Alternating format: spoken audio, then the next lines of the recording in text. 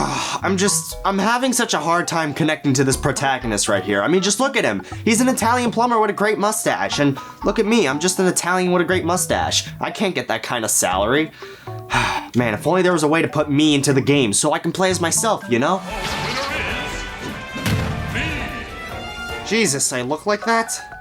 Oh, no wonder why my mother doesn't call. Character customization is nothing new to video games. Just being able to change Mario's hat counts as such, so you could technically say that this whole thing started back in the NES days. I don't want to be Blue Mega Man, I'd rather be Gray, f*** you! The ability to customize your character can help make the person you're controlling feel more like you. You know, the person playing the game. I mean, you can do that or create a monstrosity, like look at that, jeez. The demons never cease to escape my brain. So when it comes to customization, you have many options from cosmetics to the bone structure of your character in Saints Row. However, arguably, the more complex options lead to more, how do I say, confusing stats and sliders. Like, what do you mean I can remove my penis? I kinda need that. So for a veteran gamer that wants to make the most out of their characters, it's easy to use these sliders and fine-tune your person. But what if Grandma refuses to bowl unless it's on the TV screen and she can play as herself? I'd say, Grandma, why are you being so aggressive with your demands? I just came to visit. And then I show her the Wii. I just can't stop talking about this thing, and it's making the government pissed off. They want to forget 2006 and anything that came with it. The Wii was a casual delight. You're telling me I can play a game just by doing this? Well, shit, that seems like a little hazardous for me and my family, but f it, I'll buy 20! But when developing the game Wii Sports, the developers ultimately decided on more simplistic characters rather than your average Mario cast. This was because when they tested out playing as Mario, it didn't have the same satisfaction. It didn't feel like you were playing golf, it felt like Mario was, so instead, they developed a little character customizer.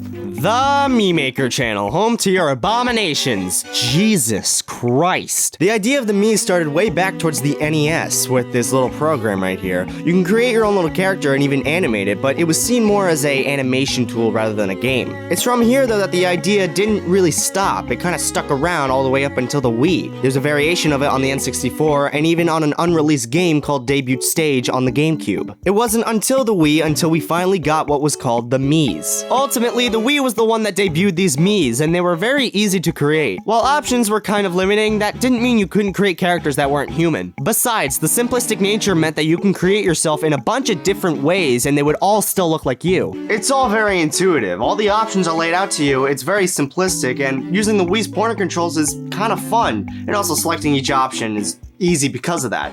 Man, it's very simple and really just fun. But that doesn't mean they didn't try to make it even easier for people who might not want to go through all this mess. Choose from a lookalike. Who really used this one? You're given a bunch of randomly generated Mii faces, and almost none of them will ever look like you. I mean, I guess you can get lucky, but really it's just trying to pick which one is the closest to you, and then customizing it more. If it leads you back to the Mii Editor, why even have this at all? Making Miis is just really easy and really simple. Everything's laid out for you. It's really not that hard, so I don't know, having this kind of option is kind of weird. It doesn't take away from the fact, though, that the Mii Maker is really fun to use. And that music in the background, oh, just beautiful bliss. I want this played at my funeral. And it was a good start. People liked creating Miis and being able to use them in games like Wii Sports, Wii Party, Wii Music. Okay, maybe not that last one, but the Mii branding was starting to become its own household name, so when it came time for a new handheld, they were brought over to the system as well. Being able to create Miis on the go was great. No need to kidnap your friends just so they can make a Mii of themselves. You can just give them your 3DS to fiddle with. In terms of options, well, there wasn't really any new choices, if really at all. I think there were more noses that you can choose from, but other than that, yeah, it's just the Wii versions of the Mii Maker. What you could do is make a Mii from a photo this time, and it's so horribly inaccurate, it always leads to such funny results. You can also transfer Miis with QR codes, making Mii sharing way easier than the Wii. That's not to say that the Wii had a bad sharing system. I mean, check out the Mii Channel was really fun until it shut down, but here, it's something that won't really die. The Miis were a huge part of the 3DS's lifespan. There was so much that they were a part of, both on the software that it came with, but also with games like Miitopia, a full RPG starring the Miis. So with so much love given to the Miis at this stage in their life, you would think Nintendo would go further beyond in the next system, right?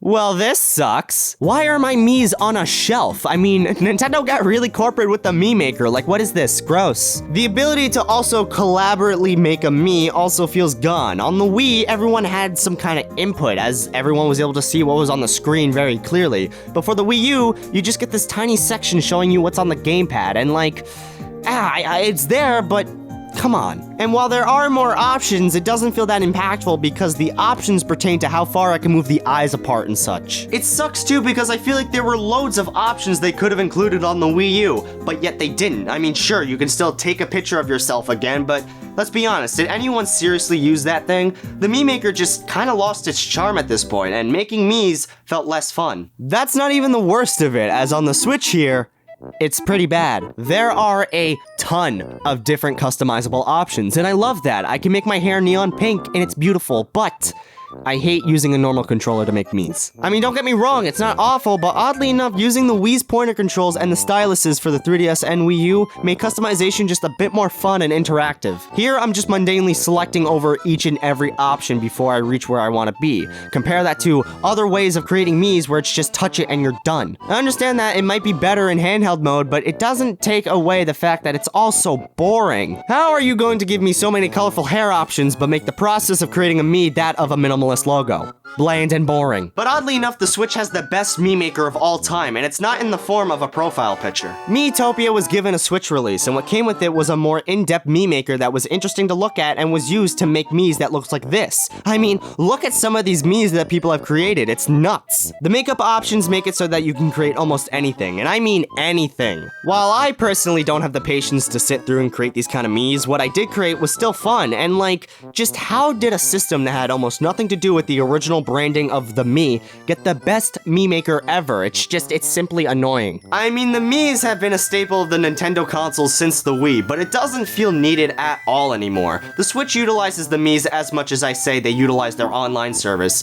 that being close to none, so why even keep them around when games like Miitopia can implement their own Mii Maker? Maybe it's just for familiarity's sake, seeing as a lot of people have skipped the Wii U, and people who just got a Switch might have just seen these things again in 15 years. But the charm and magic of having yourself be in the game is kinda gone. I mean, we've gotten to the point where the budgets for some games exceed the budgets for movies, and even make more than movies. And just like with a movie, it would be cool to star in one, but it's just as good to see someone else starring in it. But hey, at least it's all on the screen. We don't need these Miis coming to life now and watching over me during my sleeping time. Hey, wait a minute, where's that Mario Mii I just had? It was right here and now it's gone. I refuse to look behind me.